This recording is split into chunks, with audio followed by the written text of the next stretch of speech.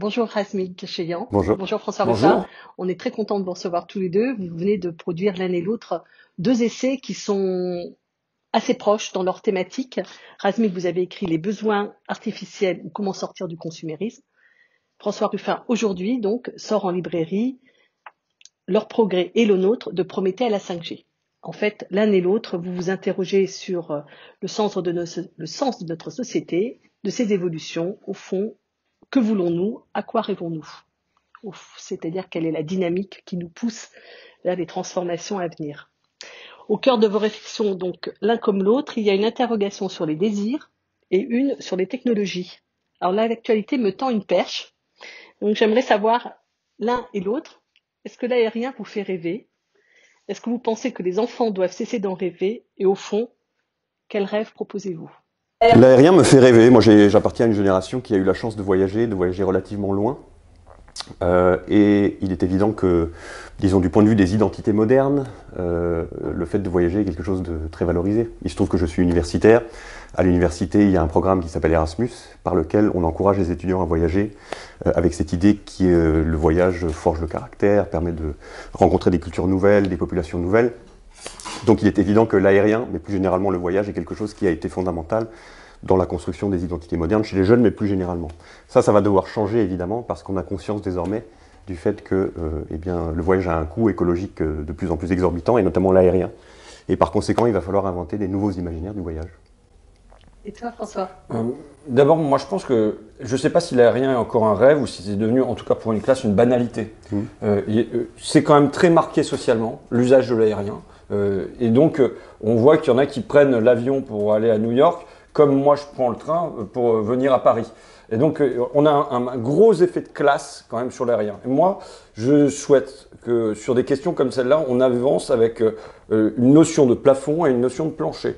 C'est-à-dire, je pense qu'il faut limiter pour un certain nombre de personnes le nombre de voyages aériens. Et en revanche, il faut permettre un accès à tous, au moins à ceux qui le souhaitent. Il ne faut pas critiquer les gens qui choisissent de rester dans leur coin, mais d'avoir un minimum de voyages qu'on peut effectuer dans le courant de sa vie. Donc moi, je suis sur une logique, parce que si on renforce la logique de taxe, pour ainsi dire, en fait, les riches, ils ont toujours les moyens de payer la surcharge de taxes et c'est ceux qui ont le moins qui s'en trouvent le plus pénalisés. Donc moi, je suis pour une logique de plafond et plancher sur un certain nombre de choses, quoi. Alors, Razmig, dans ton travail, dans tout ce que tu écris, ce que tu nous racontes, tu distingues les besoins vitaux et les besoins artificiels. Donc, en fait, d'une certaine manière, tu mets dans cette distinction, pardon, tu ne mets pas un signe négatif du côté de l'artificiel. Je trouve ça assez intéressant. Et tu dis au fond que nos désirs et nos besoins résultent de notre époque, de notre sociabilité. On est des êtres sociaux et on rêve avec notre temps. Et tu dis, en fait, tous les besoins sont historiques. Quant à toi, François Ruffin, tu dis un peu autre chose. Dans ce que j'ai lu, tu dis dans ton livre, par exemple, que tu rêves que tes enfants continuent de courir dans des champs de coquelicots, respirent de l'air frais et de l'eau fraîche. C'est-à-dire qu'en fait, ce sont un peu des besoins essentiels, fondamentaux, un peu anhistoriques. Alors, au fond, est-ce qu'il y en a un qui a une vision historique des besoins et l'autre une vision essentielle? Est-ce que vous avez... est-ce que tu penses... comment vous vous situez l'un et l'autre par rapport à cette question des besoins historiques et essentiels? Alors moi, je suis pas philosophe, du coup, j'ai du mal à partir en généralité. En revanche, par exemple, ce que je disais sur l'aérien va, pour moi, s'appliquer aussi sur le numérique. Peut-être qu'il y a besoin de plafonner l'usage du numérique, parce que, y compris, ça peut devenir quelque chose qui peut être aliénant pour l'individu que d'avoir un accès illimité, permanent et ainsi de suite, mais il y a un effet de plancher qui doit avoir. C'est-à-dire qu'aujourd'hui, quelqu'un qui n'a pas accès au numérique est quelqu'un d'exclu de la société. Donc là, je pense pas de ce fait-là essentialiser, mais au contraire adapter un certain nombre de... C'est un besoin aujourd'hui. Et même, de toute façon, avec un horizon cap 2022, comme le prétend le gouvernement, avec 100% des services en numérique, ça veut dire que même on va avoir possiblement une exclusion sociale par le biais de l'exclusion technologique. Il y a quand même 11 millions de personnes dans ce pays qui ont un accès compliqué au numérique, soit pour des raisons de connexion, mais plus généralement parce que c'est pas leur outil, et qui peuvent se retrouver exclus d'un certain nombre de droits. Donc ce que je vois, moi, c'est que, en tout cas, il y a un certain nombre de besoins essentiels, mais de besoins de confort comment les Français voient le progrès, comment ils voient leur maison, par exemple. Ça, c'est un sondage qui m'a assez marqué. Qu'est-ce qu'ils imaginent comme étant leur maison idéale? À 73%, c'est un cocon familial. Ensuite, il y a le jardin. Et ne vient que, en toute fin de liste, à 14%, le fait d'avoir une smart home connectée. Et on leur demande, mais pourquoi vous voulez pas de la smart home? Ils répondent, parce qu'il y a des risques d'espionnage, il y a des risques avec des ondes, il y a le coût, et surtout, les gens ils disent, mais quelle est l'utilité? Et au fond, moi, le premier mot que je retiens de ce que vous avez dit dans votre introduction, c'est la question du sens. Moi, tout le livre, il naît d'une crise métaphysique qui, chez moi, dure, mais qui, je pense, dure et prégnante dans la société. C'est quel est le sens de tout ça? Quand j'entends que sur la 5G, on nous dit nous devons mener la course en tête, il faut aller de l'avant il faut avancer. Je dis pourquoi pas, mais vers quoi? Vers quel horizon?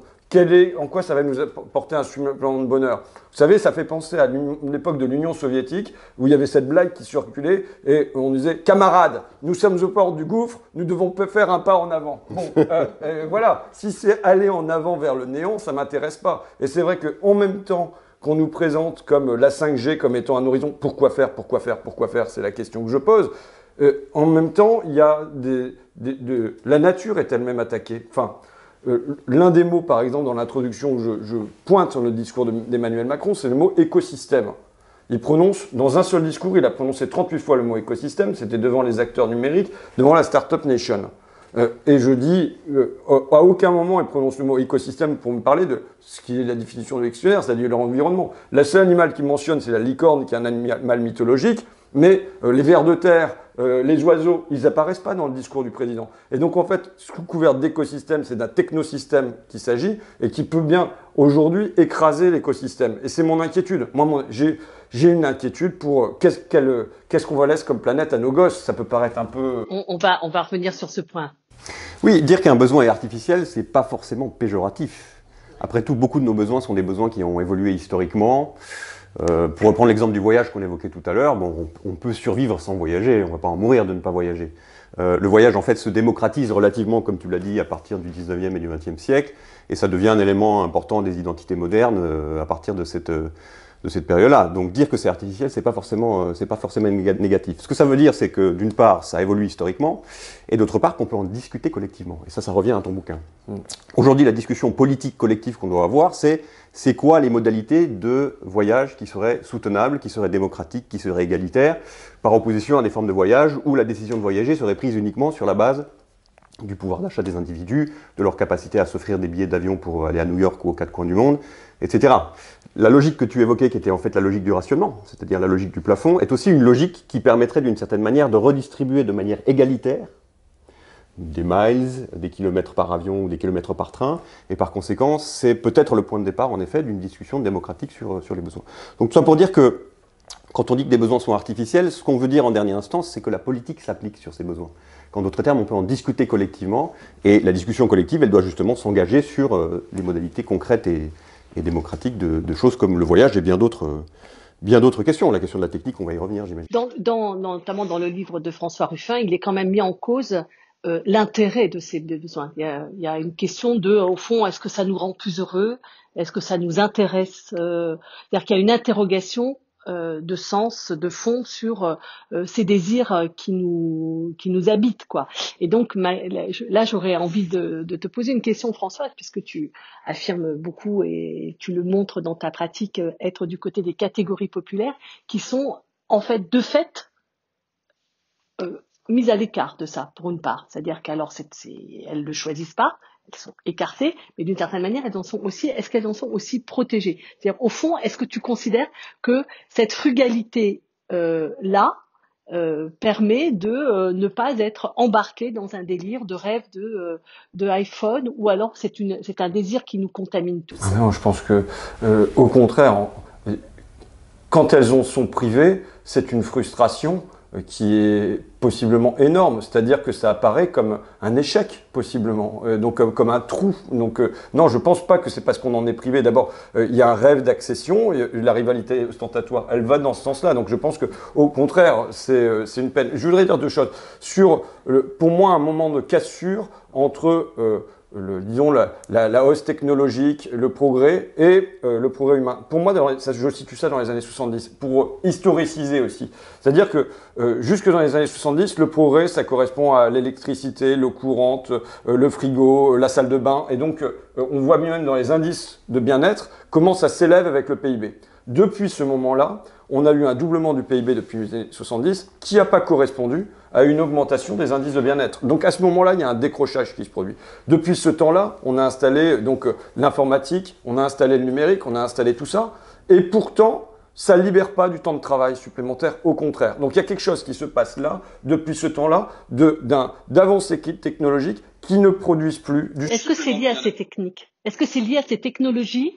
Ou est-ce que c'est lié, je donne notre versant de la question, c'est est-ce que c'est lié finalement au rapport de force politique qui fait qu'on n'a pas su travailler ces techniques pour dans un sens de plus de satisfaction? J'en suis tout à fait convaincu que c'est l'environnement qui fait que on choisit à l'intérieur de cette technique ce qu'on accepte, à quelle vitesse on le fait entrer dans la société, pourquoi faire et ainsi de suite. Et ces questions n'étant plus posées, c'est le capital qui décide librement de à quoi il va utiliser cette technique. Et donc à ce moment-là, ça devient possiblement plus oppresseur, en tout cas dans le monde du travail, que émancipateur. Et la deuxième chose que je pense, c'est que on a une inversion du sens de la technologie. C'est-à-dire que les high-tech étaient pour les high-class. Mais de la même manière qu'on a une inversion, par exemple, pour moi, des gens qui sont gros au 19e siècle, c'était des gens qui étaient bourgeois, maintenant ça devient l'obésité, et c'est pour les classes pauvres.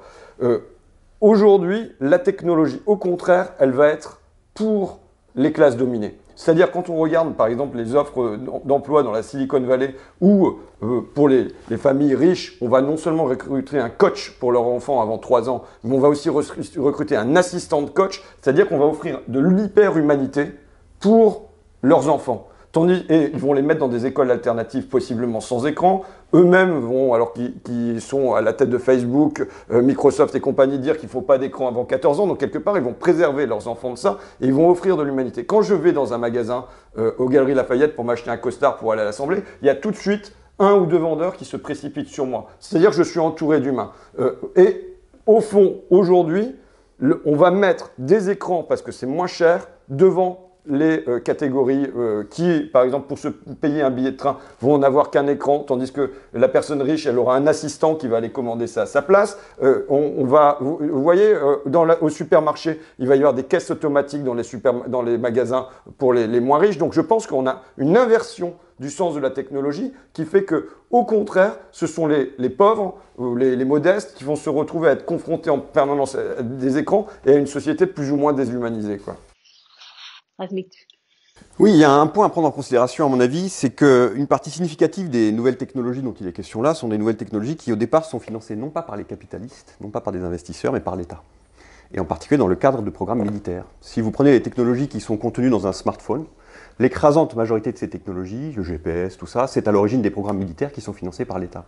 Et donc, je me dis, la discussion démocratique devrait pouvoir porter sur ces nouvelles technologies, ce d'autant plus que c'est, dans bien des cas, nos impôts qui sont à l'origine du financement, en tout cas au départ, de ces technologies. Ensuite, dans un deuxième temps, les entreprises capitalistes captent ces nouvelles technologies pour les transformer en marchandises qu'elles font circuler sur les marchés à grand renfort de publicité, tout ce que tu décris dans ton bouquin.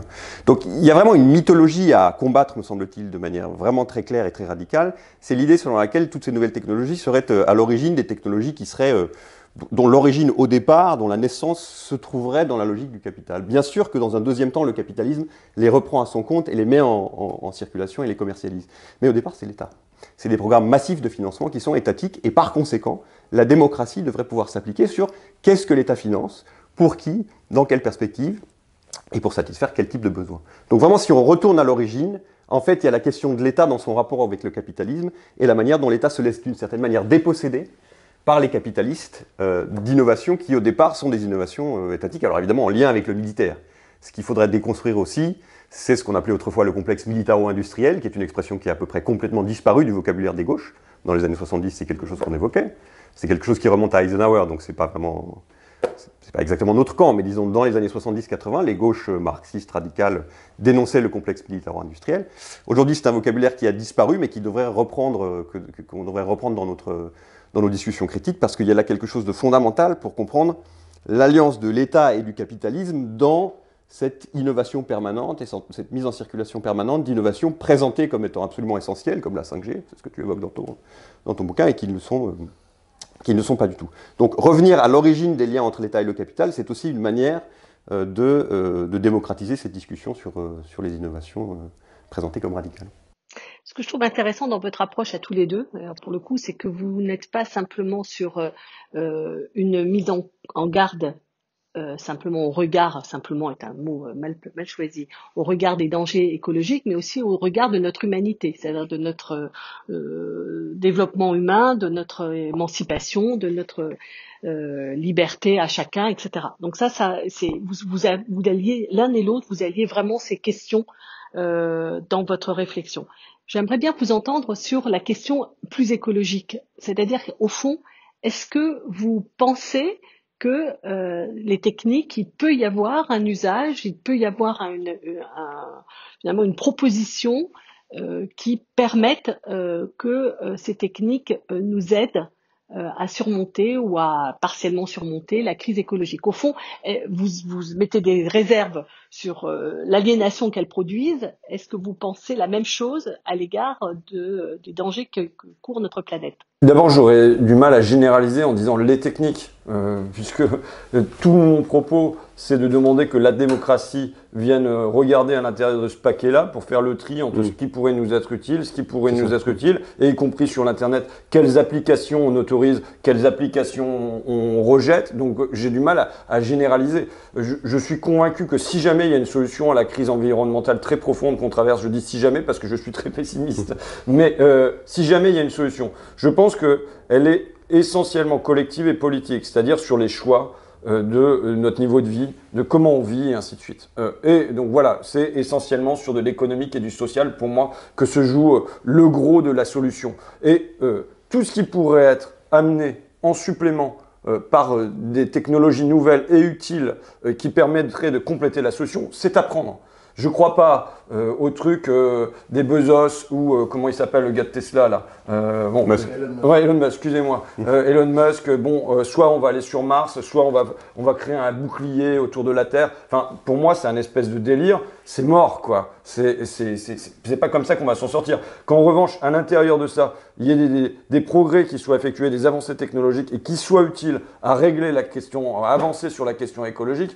Oui, mais il faudrait pas qu'on s'en remette à cette perspective très incertaine, plutôt que de faire ce qu'on a à faire sur comment on modifie notre société pour nous permettre de vivre dignement tous et sans mettre en péril mes gosses et les gosses de mes gosses, quoi. Oui, moi je suis entièrement d'accord. Je pense que la technique peut être utile. Il faut investir dans les énergies dites propres, vertes. Toutes les énergies qu'on appelle propres ne sont pas propres, mais disons, dans cette perspective-là, il faut évidemment massivement investir en termes de recherche et développement, aucun doute, mais la technique doit être seconde, doit être subalterne par rapport à la politique. C'est la politique qui est aux commandes, c'est la démocratie qui est aux commandes, et la technique, quand elle est jugée démocratiquement et scientifiquement utile du point de vue de la transition écologique, et notamment de la transition énergétique, donc sur la question de l'énergie en particulier, elle peut évidemment être mise à contribution.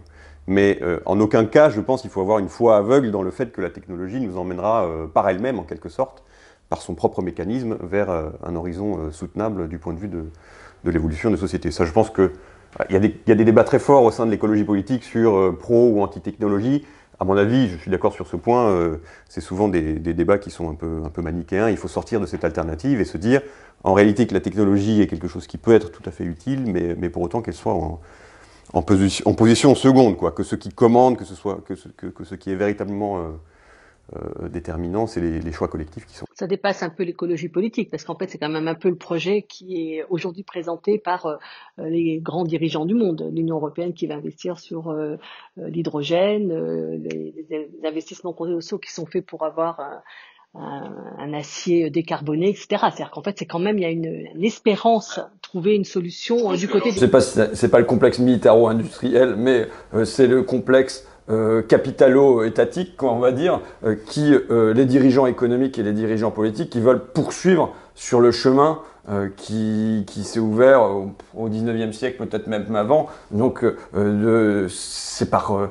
l'industrie, c'est par la production qu'on va s'en sortir. Alors, il peut y avoir, je ne néglige pas ce qui peut être apporté par ce biais-là. Mais moi, je vois, si on pose la question technologique comme étant un préalable, comme il semble le faire, ça veut dire que non seulement la question environnementale, on attend ces révolutions industrielles pour que ça soit réglé. Et moi, j'ai pas envie d'attendre d'hypothétique un génie qui vienne nous ouvrir un ciel pour sauver la Terre telle qu'elle est. Mais même, ça veut dire qu'on ne peut plus penser de progrès humain tant qu'on n'a pas les avancées technologiques. Et moi, je veux continuer à penser du progrès humain. Aujourd'hui, je pense qu'on a un champ de progrès devant nous auquel il ne faut pas renoncer et sans attendre qu'on ait des outils magnifiques à notre disposition. Et là, en posant en préalable toujours la question de la technologie et en mettant ça comme étant... Moi, je vois une confusion quand même dans le mot progrès. Pour moi, je veux plus qu'on parle de progrès technologique, je veux qu'on parle d'avancée technologique et de progrès humain, pour pas qu'il y ait de confusion dans le mot entre les deux. Et ils entretiennent cette confusion, cette manière d'embrasser les deux et de faire qu'il pourrait y avoir un progrès pensable pour la société que s'il y a un progrès technologique. Et je pense qu'il nous faut distendre les deux. Aujourd'hui, comment on s'occupe, je vais aller à une manifestation d'aide à domicile ensuite. Comment on rend la vie digne pour ces femmes qui s'occupent des personnes âgées du matin au soir avec d'énormes horaires et des petits salaires? Ça dépend pas de l'arrivée d'une nouvelle technologie. C'est un choix collectif qu'on doit faire ensemble. Clairement. Comment on fait pour que à Aville, les gamins qui vivent dans des quartiers populaires, ils puissent se payer des crampons et leur licence de foot parce que là ils peuvent pas se la payer. Résultat, ils jouent au ping-pong à la place parce que c'est moins cher. Ça dépend de notre choix d'organisation collective. Comment on fait pour que les étudiants, quand il y a une crise sanitaire, se retrouvent pas à faire la queue pour choper un sac alimentaire? Ça dépend pas d'un progrès technologique, ça dépend de notre organisation collective. Et je pense qu'on a en fait des marges de manœuvre énormes dans notre société pour avancer sur le chemin du progrès humain et qu'on ne doit pas être en dépendance du progrès technologique. Et c'est ça qui est induit avec toute l'idéologie de la Startup Nation, on va mettre le numérique et tout ça. C'est-à-dire comme si, une fois qu'on aura ces progrès à la fois technologiques et ces progrès économiques avec une augmentation de la croissance et puis tout ça, c'est seulement à ce moment-là qu'on pourra songer comme une espèce de retombée naturelle au progrès humain. Et moi, je pense que dans notre société, il y a la possibilité de poser en préalable le progrès humain et puis on verra bien ce qui arrive sur le reste. Vous voyez Oui, ce que ça suppose, entre autres choses, c'est d'esquisser un horizon post-capitaliste, une sortie du capitalisme, parce qu'on tourne autour du pot, mais en réalité, ce qui est en cause ici, c'est la logique du capitalisme lui-même, qui est une logique de manière inhérente productiviste et consumériste. Productiviste parce que ce qui sous-tend le système capitaliste, c'est la concurrence entre entreprises privées, et que cette concurrence débouche sur une augmentation constante de la productivité, qui conduit à produire toujours davantage de marchandises, en ponctionnant toujours davantage de ressources naturelles sur les écosystèmes, en incitant les individus à consommer toujours davantage, et ainsi de suite à l'infini. La logique productiviste et consumériste du capitalisme sont des logiques qui s'auto-alimentent en quelque sorte de manière mécanique. Alors évidemment, il ne faut pas attendre la fin du capitalisme pour mettre en place toute une série de mesures que tu évoques. Il n'est pas du tout question d'être dans une posture attentiste, mais ce qu'il faut, à mon avis, réarmer et repenser, c'est une forme de progrès qui ne soit pas arrimée ou accrochée à la logique du développement capitaliste, quoi. Si on réfléchit à ce qu'ont été les 30 Glorieuses, en tout cas dans les pays occidentaux, c'est une période de l'histoire de l'humanité où il y a eu un très fort imaginaire du progrès, en effet, mais qui était fondamentalement lié à une période tout à fait exceptionnelle dans l'histoire du développement du capitalisme, avec des taux de croissance énormes, enfin, on connaît tout ça. Il est très probable que ça ne reviendra jamais dans l'histoire du capitalisme, ça. Une espèce de coïncidence de ce type-là, qui tient aussi à des facteurs géopolitiques, comme à la présence de l'Union soviétique, ce genre de choses qui mettaient la pression sur les capitalistes, évidemment. Là, évidemment, on n'a plus ces facteurs-là. Donc, il faut penser à un imaginaire du progrès qui soit en quelque sorte émancipé de ces déterminants capitalistes historiques. Mais tu dis une chose qui est quand même, qui introduit un peu un bémol par rapport à ce que tu viens de dire, c'est que tu dis, finalement, le capitalisme, dans sa dynamique, il crée des besoins, des désirs, et il ne peut pas les assouvir. Et au fond, dans ce hiatus-là, peut naître de la révolte, peut naître la dynamique politique qui fait, voilà, oui, tu te réfères à Gors et tu le reprends à ton compte. Donc en fait, tu dis, au fond, cet inaccomplissement du désir peut conduire à des chamboulements, des chambardements politiques majeurs. Tu valides ça comme hypothèse? Il faudrait me donner un exemple là. Est-ce que ne pas avoir un iPhone peut conduire à faire la révolution? Peut-être. Enfin, peut-être qu'en effet, il y a des niveaux de frustration, mais Enfin, je me demande si aujourd'hui, ce qui va pas être le principal moteur d'inquiétude chez les gens, c'est l'avenir qu'ils peuvent offrir à leurs enfants, quoi. Sur le terrain de la formation, sur le terrain de ça, et c'est pas ça qui est il y a un certain nombre de personnes qui peuvent se sentir, bon bah voilà, c'est bon, moi je dois faire mon taf et puis c'est tout. Mais en revanche, qu'est-ce qu'on offre à mes gamins derrière? Et je pense que là, c'est quel horizon est ouvert. C'est ça qui me semble presque le principal moteur d'inquiétude et donc possiblement. Après, moi, je fais pas le prophète des révolutions, des mouvements à naître et puis tout ça, mais J'ai une question quand même, une autre question, parce que vous parlez d'écologie beaucoup, mais le monde, est-ce que, parce qu'il y a quand même un autre enjeu considérable, c'est la croissance démographique. Il y a 7 milliards, 8, 10 milliards d'habitants qui sont assoiffés de santé, de nourriture correcte, de formation, d'émancipation. Est-ce qu'on est capable, comment est-ce qu'on répond à cette demande-là dans cette critique que vous introduisez? C'est-à-dire pour l'instant, il n'y a pas eu tellement d'autres réponses que celle justement de la généralisation du progrès technique comme horizon. La question là, tu as dit dans notre société, les exemples que tu as pris, c'était, tu dis les enfants d'Abbeville, on voit bien comment les enfants d'Abbeville, on peut solutionner la question. Quand on dézoome un petit peu, finalement, la place de ces... Je sais pas, je me demande si le concept de rivalité ostentatoire, il faut pas l'étendre à l'échelle de la planète quasiment. C'est-à-dire donc cette théorie qui dit que en gros, comment les riches détruisent la planète, pour reprendre le titre du bouquin d'Hervé Kempf, ils la détruisent directement par une hyperconsommation, on le voit, hein, c'est les Américains, je crois qu'on est aux alentours de 5-6 planètes, l'équivalent de 6 planètes bouffées en un an. Bon, mais aussi parce que ils tirent l'ensemble de la société vers le haut, parce qu'on regarde quel est le modèle de réussite. Qu'est-ce que ça signifie? J'ai pas la Rolex, j'ai pas encore 50 ans non plus. Bon, donc, mais voilà, donc c'est ça la rivalité ostentatoire, ça tire vers le haut et donc ça détruit la planète une deuxième fois par la relation à l'imaginaire que ça produit et de ce vers quoi il faut tendre. Et je me demande si ce qui vaut à l'intérieur des sociétés est pas quelque chose qui vaut aussi à l'échelle de la planète. Si jamais dans les sociétés qui sont riches, on montre partout que la réussite, c'est en permanence un nouvel iPhone, c'est la grosse bagnole, c'est le voyage permanent, il est évident que pour les entrants dans ce monde-là, la réussite, ça va être d'avoir le dernier portable, d'avoir la nouvelle bagnole et d'avoir... Enfin, vous voyez, alors que peut-être que là aussi, dans les pays du Sud, mais je suis pas un spécialiste, hein, mais il y a un certain nombre d'abord de besoins essentiels à remplir. Donc voilà. Par exemple, dans un pays comme la Chine, il y a aujourd'hui des luttes écologiques massives, quoi, un peu aux quatre coins du pays. La Chine est un pays qui a connu un développement économique vraiment accéléré, extrêmement impressionnant, qui a franchi en quelques décennies des étapes que d'autres pays plus anciennement développés avaient franchi en un siècle.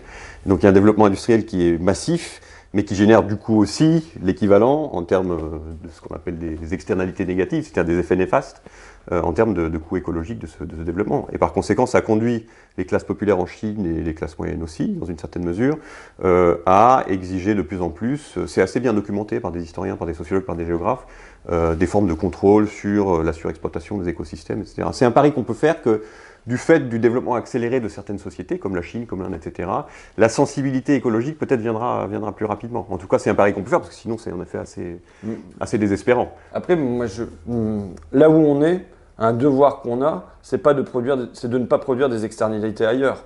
Or, on voit que dans nos pays, depuis le milieu des années 90, les émissions de gaz à effet de serre ont grosso modo stagné. Mais pourquoi? Parce qu'on est allé produire des émissions à l'autre bout de la planète. Donc voilà, je pense qu'il y a un devoir de ne pas externaliser notre mode de vie en plus ailleurs, quoi. D'où le débat sur la relocalisation, qui est un débat absolument essentiel. Alors pour conclure, qu'est-ce qui vous fait rêver? Qu'est-ce que c'est que comment, parce que quand même, au fond, ce dont on parle depuis tout à l'heure, c'est comment on invente un autre sens et donc un autre idéal qui est collectif, mais qui doit forcément aussi être individuel. C'est-à-dire, il faut que soi-même, on se représente plus heureux dans cet autre monde. Qu'est-ce que c'est que cet autre monde? Comment on peut le faire? Au fond, pas seulement ce que vous avez envie personnellement, mais comment on fait émerger cet autre imaginaire? Comment ça vient, ça? Comment ça peut venir? Enfin, je veux dire, je pense qu'on fait des bouquins parce qu'on pense que les idées, elles peuvent essaimer. Au fond, vous savez, moi-même, ma conviction, c'est que cet autre monde, il est sous nos pieds. Qu'il y a un désir d'autre chose qui est puissant dans la société française.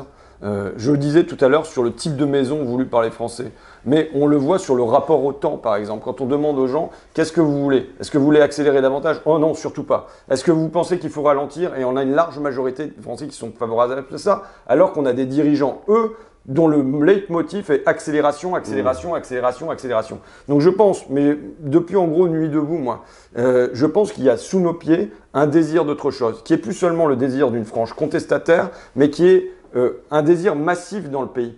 En effet, sans doute de ralentir, de mettre de l'entraide là où on voudrait mettre de la compétition. Mais le problème, c'est il y a ce désir-là, qui est un espèce de désir latent. Comment on le cristallise? Comment on le donne à exister politiquement? Comment ça se traduit dans les faits? Mais je pense qu'il y a ça sous nos pieds. Et qui n'est pas juste d'une minorité, je pense que c'est une majorité qui peut désirer un autre mode de vie, même si c'est un peu flottant comme ça, quoi. Oui, il est tout à fait clair que la maîtrise du temps est un enjeu absolument déterminant dans les sociétés d'accélération qui sont les nôtres. Donc si tu me demandes Comment on fait pour que politiquement ça prenne consistance? En fait, cette réponse, elle ne peut pas être simplement sur le champ de la critique, et elle peut pas être simplement sur le champ de la réponse rationnelle et macroéconomique, par exemple. Il faut bien quand même qu'on donne une réponse matérielle et politique. D'abord, si j'ai un truc à dire, c'est sorti des traités de libre-échange. Parce que les traités de libre-échange, pour moi, ils sont l'une des matrices qui fait qu'on doit être dans la concurrence, la compétition et tout ça, et qui nous est interdit non seulement, pour moi c'est un dumping fiscal évident, c'est un dumping environnemental, c'est un dumping social, je ne reviens pas là-dessus, mais c'est pour l'essentiel, c'est peut-être la clé de tout ça. C'est un dumping démocratique. Parce qu'au fond, une fois que vous êtes mis dans la machine de la concurrence, de la compétition et tout ça, il vous est interdit de penser ce qu'il pourrait y avoir d'alternative parce que vous avez le couteau sous la gorge de vous n'allez pas être compétitif. Donc pour moi, il y a une nécessité pour pouvoir se redonner de l'oxygène, repenser, réimaginer notre société, de se dire on dessert l'étau de l'exigence de concurrence, de l'exigence de compétitivité. Et tant qu'on n'a pas desserré cet étau-là, on ne peut pas se remettre à penser. Vous voyez, c'est comme si on avançait avec la baïonnette dans les reins en permanence. Et c'est produit, alors je sais pas si je suis pas un spécialiste de ça, mais des espèces de trucs de micro-politique, parce qu'en permanence, on prend des micro-décisions qui sont au nom de la concurrence, la concurrence, la concurrence, qui est le mot que j'entends en permanence à l'Assemblée nationale, et qui légitime on est sur un chemin, on est sur l'autoroute, et au nom de ça, on n'a plus qu'à aller de l'avant, avancer toujours plus vite, toujours plus fort, parce que c'est le seul chemin qui nous est proposé. Donc si on veut changer un peu de chemin, je ne dis pas prendre carrément le petit chemin des écoliers, mais sortir un petit peu de l'autoroute, eh ben, pour moi, je ne vois pas ça sans desserrer l'exigence du libre-échange pour passer à du juge-échange, mais enfin pour se redonner un petit peu de libération, quoi. Ce qui a fait la force de l'idéologie du progrès dans la deuxième moitié du XXe siècle, c'est que ça permettait de connecter la vie individuelle avec des grandes espérances collectives, quoi. Ça a été ça. Alors moi je crois tout à fait, comme le dit François, qu'aujourd'hui à l'échelle individuelle, à l'échelle des familles et des communautés, il y a des imaginaires alternatifs qui sont déjà à l'œuvre, qui sont pas capitalistes, qui sont pas le marché, qui sont pas l'efficacité et l'accélération, et sur lesquels on peut fonder une politique à venir. Ce qui manque, c'est les espérances collectives. Parce qu'avec le tournant néolibéral, avec la chute de l'Union soviétique, quelque chose a pris fin, appelons ça les gauches traditionnelles, et que pour l'instant rien n'est apparu à la place. Et donc, à mon avis, la dimension individuelle, ce que Henri Lefebvre appelait la critique de la vie quotidienne, toute cette dimension de la quotidienneté est quelque chose qui existe, et peut-être davantage encore du fait de la pandémie et de toutes les solidarités qui se sont manifestées à cet égard. Mais ce qui manque, c'est le pendant espérance collective, reconstruction d'une sorte d'imaginaire progressiste qui permette de donner un sens collectif à ce qui existe déjà à l'échelle individuelle ou interindividuelle. Et je pense que notre boulot à nous, en général, les gens qui se réclament de l'héritage de la gauche, c'est d'essayer de reformuler des formes d'espérance collective nouvelles, de dépassement du marché, de dépassement du capital, qui soient adaptées au XXIe siècle, parce qu'évidemment, on ne va pas revenir à l'avant-chute du mur de Berlin, quoi. Et je pense que c'est de toute façon ce que déjà on est en train de faire en tant qu'intello, en tant que, etc., quoi. Oui, parce que le programme du Conseil national de la résistance, il avait un titre qui faisait rêver, quoi. Les jours heureux. C'est-à-dire que c'était ça la promesse. Non, mais c'est ce point-là que nous avons du mal quand même à ne pas être la gauche triste qui désespère ou se désespère ou. Bon, là, je suis fatigué.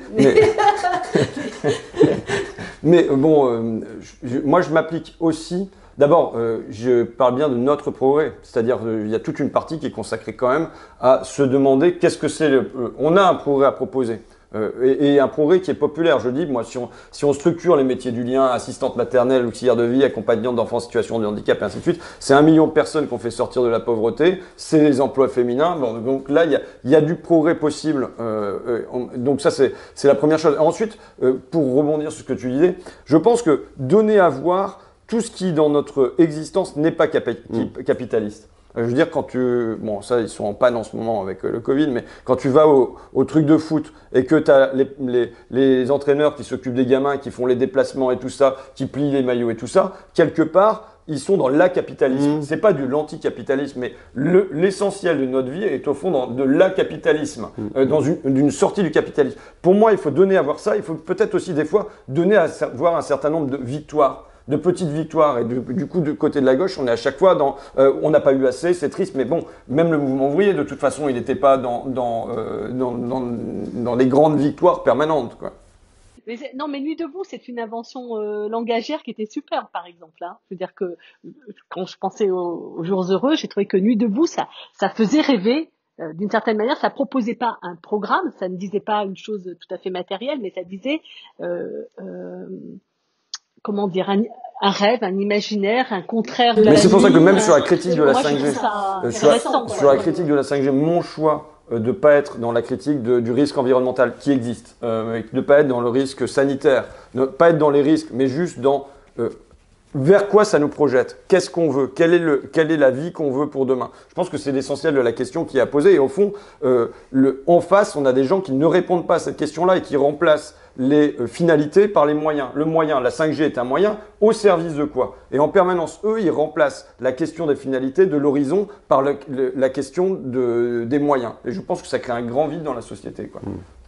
Oui, absolument, absolument. Il faut mettre de la politique et de la démocratie dans tout ça. Je pense que reste à savoir évidemment quelles sont les institutions qui permettront de penser. Est-ce que par exemple, ton expérience à l'Assemblée nationale te conduit à dire que c'est le lieu et l'institution adéquate pour penser démocratiquement et collectivement la question de la nouvelle technologie, quoi? Mais est-ce que tu crois que de toute façon j'avais une illusion avant d'y entrer?